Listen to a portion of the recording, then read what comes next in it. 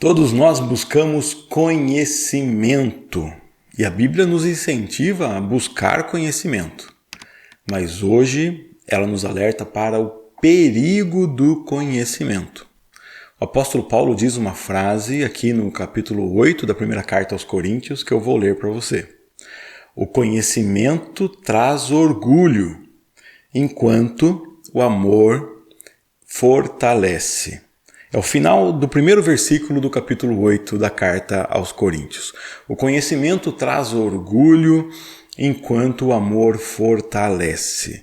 Olha o perigo do conhecimento, que é algo desejável.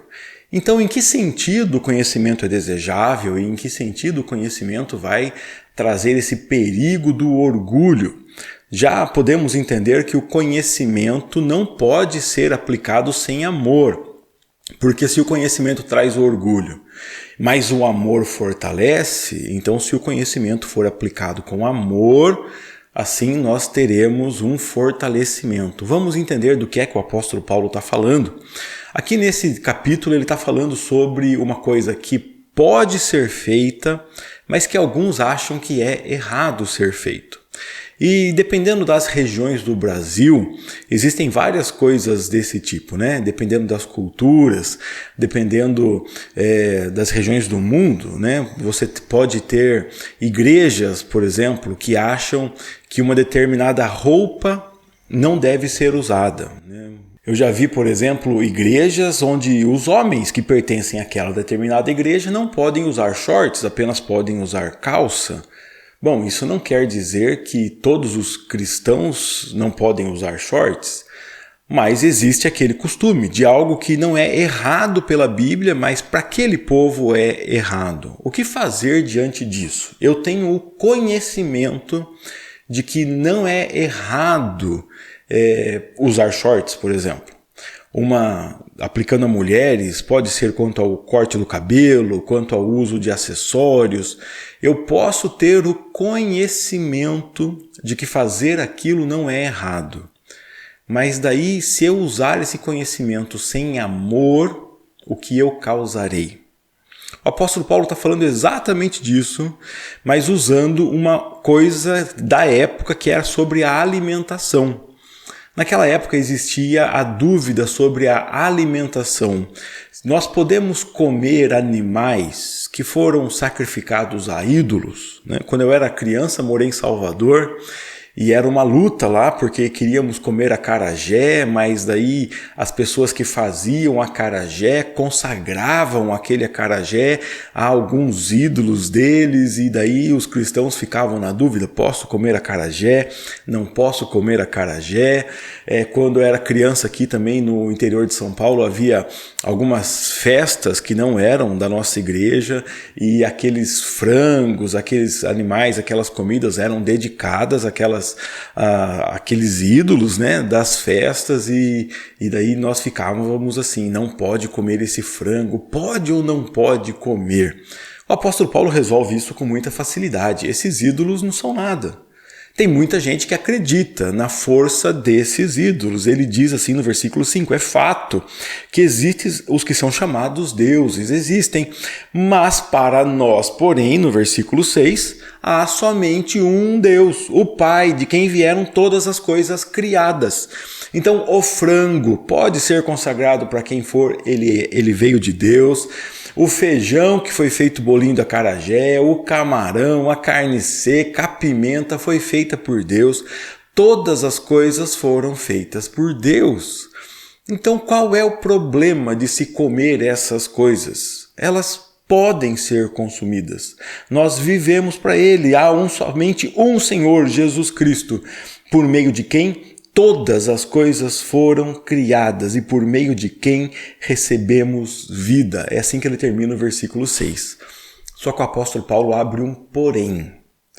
Porém, ou seja, no entanto, nem todos sabem disso. E se nem todos sabem disso, algumas pessoas que não têm esse conhecimento podem vir a se assustar, se escandalizar, se enfraquecer, enquanto não tem esse conhecimento. Olha o que ele diz no versículo 7 ainda. a consciência dessas pessoas é fraca, porque eles imaginam que comendo aquelas carnes eles estão adorando a esses deuses, ou usando acessórios eles estão ofendendo nosso Deus.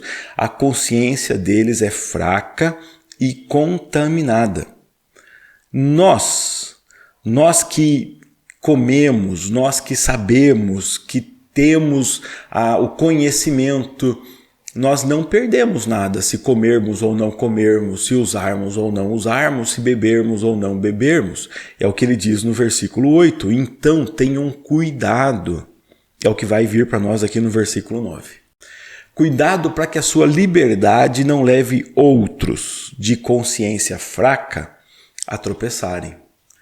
Porque se alguém que acha que aquilo é pecado vir você comendo ou usando, e você não teve tempo nem de caminhar com aquela pessoa, explicar que aquilo não é pecado, explicar a liberdade que ela tem, ajudá-la a se fortalecer.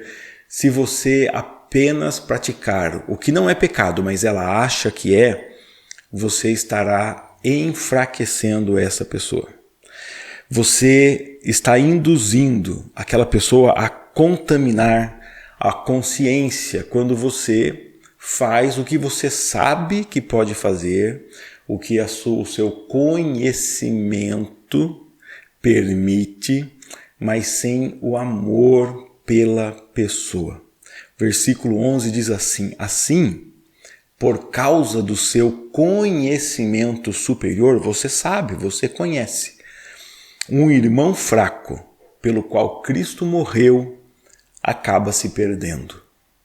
Você acha que pelo seu conhecimento você tem o direito de escandalizar um irmão fraco, mas é um irmão fraco por quem Cristo morreu. Eu não tenho esse direito. Eu tenho que amar esse irmão fraco mais do que eu amo a minha liberdade. Porque Cristo morreu por esse irmão fraco.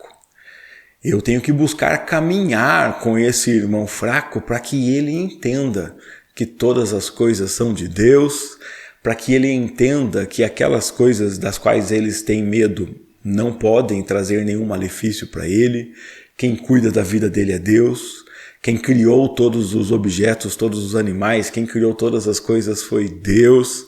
Deus é o dono de cada milímetro desse universo e que nós temos liberdades de consumir, de usar, desde que isso não seja prejudicial ou isso não infle o nosso ego, o nosso orgulho, a nossa vaidade. Então, o meu conhecimento tem que ser utilizado com amor. É por isso que eu devo amar a Deus acima de todas as coisas e amar ao próximo como a mim mesmo. Portanto, versículo 13, se aquilo que eu como faz um irmão pecar, nunca mais eu vou comer.